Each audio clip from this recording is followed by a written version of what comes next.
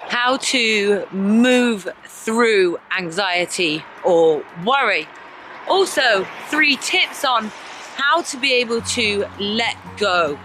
How to be able to let go and move forwards and approach perhaps challenges or difficulties in a positive and calm manner. Hey guys, how is everybody doing on this beautiful, beautiful day back in the UK? And it's a little bit chilly. Lake has frozen over. Where are you guys watching from?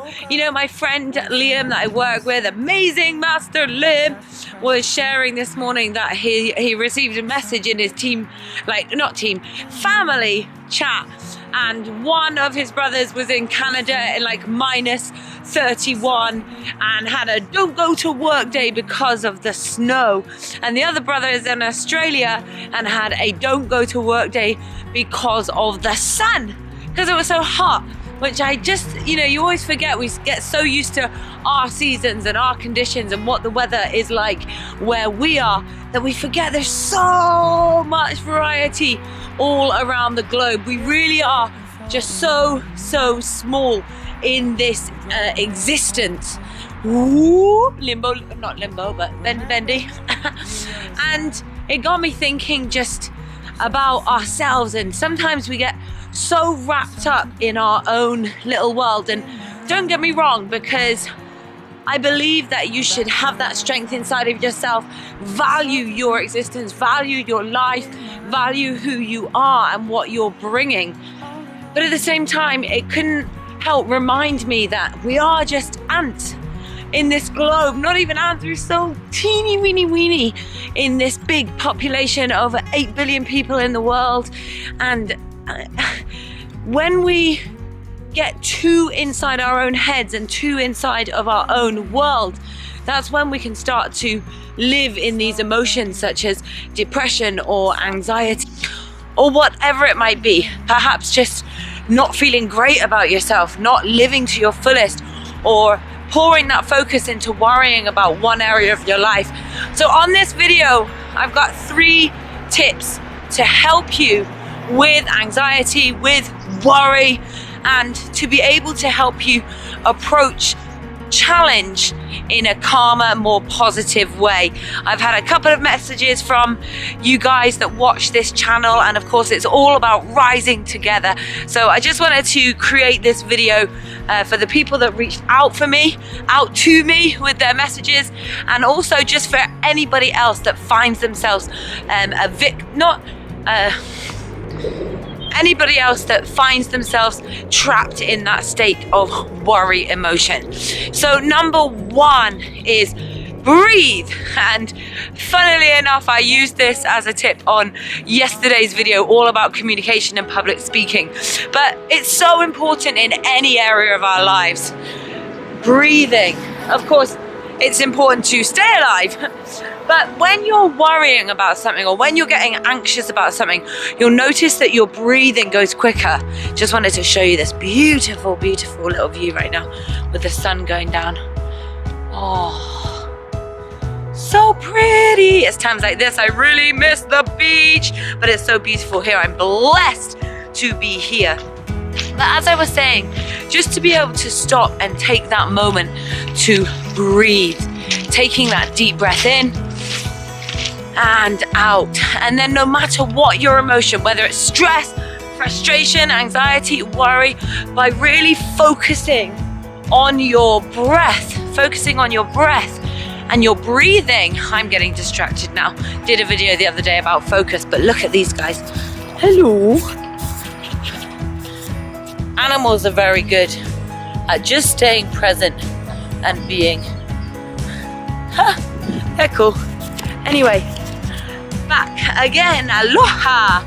So, to be able to focus on your breath when you're in the middle of feeling those emotions, and just notice that the more you start to focus on your breathing and taking those long, deep breaths in and out, notice how that starts to affect your emotions and how you're feeling. And already it's a little bit like a dimmer switch. So you walk in a room, there's a really bright light. Imagine that that's your anxiety or that's your worry at its most highest. And then just by being able to focus on your breathing and taking that deep breath in and out, it's like a dimmer switch on that emotion, and let's start to calm you down and bring you back to a better state of mind. Number 2 is to start thinking about solutions. So really it's about changing your focus, and your focus could be to gratitude, to funny moments, to beautiful memories, to a loved one, to a pet, whatever it is. But a very, very powerful tool to use is to always turn your focus to solutions. So sometimes our challenge is perhaps more immediate than others, or it has a little bit more urgency to it. But if we just pour our focus into worry and what could go wrong, you'll have heard in my other videos, what we focus on expands. So you're coming at it from a negative perspective, which doesn't bring about solution, because you constantly think, oh no, I don't think I can do this. Oh, I'm so scared about that. Oh, I'm really worried about this. Oh my God, that could go wrong. What if this happens? So you're pouring your focus into the negative, and therefore you actually amplify the worry or the anxiety. But if you can turn your focus and start to become solution focused, so instead asking, okay, I understand that this is happening right now, but what is the solution? How can I help myself to get out of this situation, to pay that bill, to make up with that loved one or that friend? Whatever it is, everybody has got different issues or different challenges. And also, of course, to remember that it is so normal, but no pain lasts forever. Write this in the comments box below. Pain is temporary, but suffering is a choice.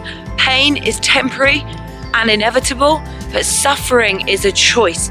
So what does that mean? It means that you are going to experience pain, and sometimes it will be in the form of worry or anxiety. But how you deal with that emotion, or how you recover from that emotion, is what is going to set you apart and help you to get better results, to live a happier life, and to enjoy this experience on this earth. So change your focus, start to be solution focused. How can I help myself here? What is the solution? And it just automatically gets your brain thinking in a completely different way that is more likely to serve and support you, rather than get you even more worked up about whatever it was that you were worrying about. And some of you will have heard this quote, but I'm gonna share it again because I think it's so good. Worrying is like a rocking chair. Worrying is like a rocking chair. It gives you something to do, but it doesn't get you anywhere. And that was actually just from a random teenage movie. Van Wilder. I watched it a long time ago, but for some reason that quote just stuck and I thought it was brilliant. Worrying is like a rocking chair. Gives you something to do, but doesn't really get you anywhere. So start being solution focused. Change your focus. And last but not least, if you want to really see that difference in your life and accelerate your journey to confidence, to achieving and creating your life by design, then get yourself a mentor or a coach. And you know, on using this channel, sometimes I've been a bit wary in the past of talking about mentoring and coaching, because I want this channel to be about just giving value and supporting us to rise together, helping and serving. And then I saw this post today, YouTube video today, and someone was sharing about how they wouldn't be where they are. It was Dan Locke, that was it. He was sharing that he wouldn't be where he is today if he didn't have mentors and coaches. He wouldn't be where he is today. And I suddenly thought about my journey, and I wouldn't be here today. I wouldn't be walking through this beautiful place, Burton Waters, heading back home. I wouldn't have just been in Taiwan. I wouldn't be speaking on international stages. I wouldn't be running profitable webinars, because I wouldn't have had the strategy, the know-how, and the support. But even more than that, when I first got started, I believe that having a coach is actually what kept me in the game, what stopped me giving up. Having that person to be accountable to every week, having that non-judgmental perspective from someone that also can provide different tools and strategies. Oh, the red arrows! I do not know if you saw that, but the red arrows are here. We live really, really near to their base, so every so often we get to see them training, which is pretty cool. If you haven't seen the red arrows, check them out. They are pilots in these like teeny, well, they're not too teeny, but they look teeny in the sky, red jets, and they pull all of these different stunts and tricks. Absolutely amazing. I think they do a lot more in the UK, but certainly within Europe. So if you ever get the chance, go and see them. But as I was just sharing, having that mentor or that coach being able to support you on that journey, whether it's first and foremost to help you build that confidence in yourself, to help you keep taking that action, to hold you accountable to progression, to help you with self-reflection so that you can start to understand yourself. Because as I say in the other videos, your inner world creates your outer world. So it's about building that strength and confidence inside of you. And then having a mentor or coach might be somebody different, but a mentor or coach that has got the results that you are looking for. I would not be here today, and I know so many others that wouldn't be doing what they're doing without mentors, coaches, athletes, top businessmen, Tony Robbins. They all have mentors and coaches. And guess what? Success leaves clues. So if the best coach in the world has a coach, I think that's highly, highly recommendable. So those are my tips for today. And guys, I will see you on the next video. And if you have not already, hit that subscribe button and the bell next to it for your daily notifications of inspiration, education, and motivation. And I will see you on the next video.